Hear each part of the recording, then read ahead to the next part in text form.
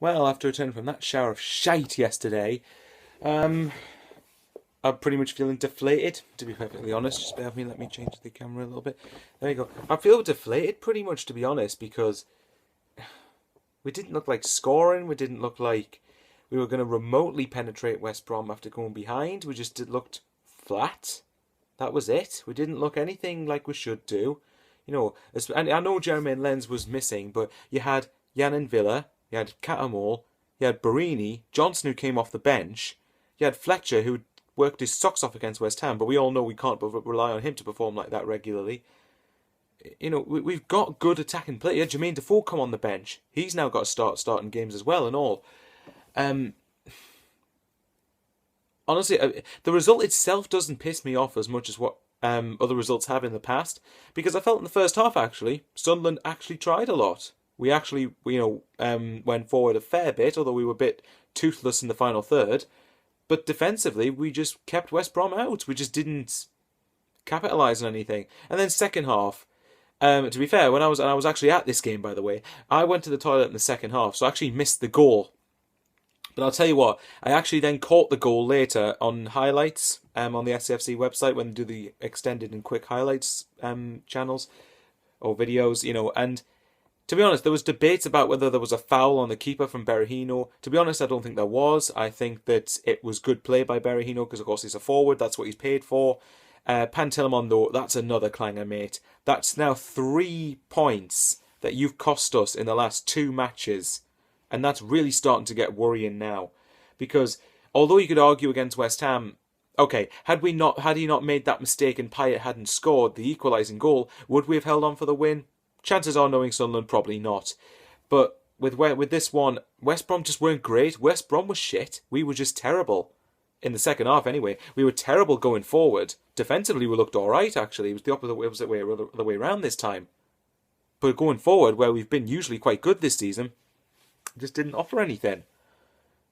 That's what disappoints me more than anything else. And again, a lack of a response after going 1-0 down. The best we had was probably a long shot from Jan and Villa. That was the closest we came to scoring. And I came back from the game thinking how deflating that was, because it just made me realise how crap we actually are as a team. And the sad part is as well, we shouldn't be crap as a team. Like I've said in previous videos, we've attracted really good players in the past, regardless of circumstances. We've got one of the best stadiums in the country and one of the most underappreciated and underrated fan bases in the world. Surely the fans deserve more than this. And I'm not going to blame Allardyce, by the way, because that was just his first game, and apparently he only had 1 day with the players beforehand, so I can't really judge him on that. But as far as the Wear Tyne derby comes, that's a huge game now. We have got to beat Newcastle. Not just because of the fact it's a derby, but because it also looks like to be the first derby in the North East, in the Wear Tyne derby. It looks to be the first one in so many years that's been a relegation 6-pointer this early in the season. And of course, if Newcastle beat Norwich, which I would imagine that they probably will do, because Norwich aren't a great team. They're not even a good side, to be honest. But it's frustrating. It's depressing now. It's not this result against West Brom that annoys me, although I was annoyed that we didn't get anything again. But it's previous results, and it's how the players have allowed our season to start this poorly. We don't improve year on year, and it really irritates me completely. And even if we win next week, which I'm fucking praying we do. I'm praying we win next week.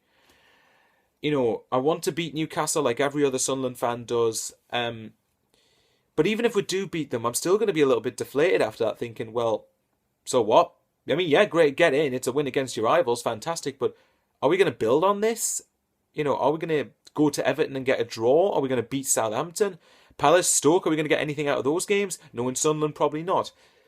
I mean, we'll probably beat Newcastle, then go and lose to Everton, battle to claim a point against Southampton, lose to Palace, lose to Stoke, and then you've got that torrid month December, where by the end of which we could be cut adrift at the bottom of the table. And we know from recent experience in 13-14, when we had to rely on a great escape to escape relegation, how horrible and hard that is. We don't want to be in that position again. You know, and the players ought to have thought about this when they go and concede 20 goals just for the fun of it. You know, it's just frustrating. It's just depressing and it's deflating me. I don't know, you know, everyone keeps on saying, okay, you're supposed to support your club through the good times and the bad, which I get, you do have to, but that implies that there's a balance between the two of them. Now, Sunderland fans, what have we had? About 99.9% bad and 0.1% good. Kind of an unfair balance there, if you ask me. We need to see more of the good. Where's the good? We haven't seen the good. You know, and I still insist I think this team is better than bottom three. I definitely think it should be better than bottom three, really. Newcastle the same even. But honestly, I've never left a game feeling so depressed and so deflated. You know, bearing in mind it's only one game into the Allardyce era and anything can happen between now and the end of the season. The thankful thing is that even though we lost yesterday, thank hell Man City thrashed Bournemouth. And thank heaven that Chelsea beat Villa. I mean, for the Newcastle-Norwich game, what I probably want more than anything is a draw. I don't want us to go bottom of the table, but that's probably going to happen now. But if Norwich win, they go further clear from us in the relegation battle because they're going to be there at the end of the season. So we don't want them to be going too far clear of us. Really, if you're looking at the next Newcastle, Everton, if you're looking at the next 5 games, when you've got Newcastle at home, Everton away, Southampton at home, Palace away, Stoke at home. Really, out of those 5 games, you need to get at least about 7 or 8 points for me. At least.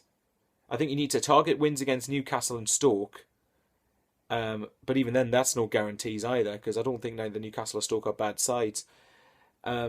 Southampton, best you can hope for there is a point. We always do play piss poor against Southampton. Palace away, we should really go there and get something, but we probably won't. And Everton away, I'm pretty much writing off because we you know, even though we've won the last 2 visits to Goodison Park, I don't feel confident now about doing anything. Oh God, I really don't know what to expect from the Sunderland team anymore. It's another mistake that's cost us potentially a crucial point at the end of the season. There seems to be a vendetta against Sunderland winning the Premier League football games.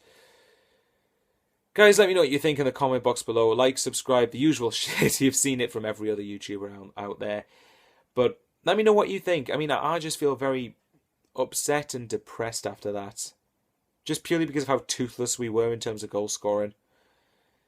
But let's hope for 3 points against the Geordies next week. Even if we go down, I just want to beat the Geordies again. Because to be honest, at this point, if we're gonna just stay in the Premier League, there's no point in just being there. Anyway, guys, I'll catch you all later and see you next time.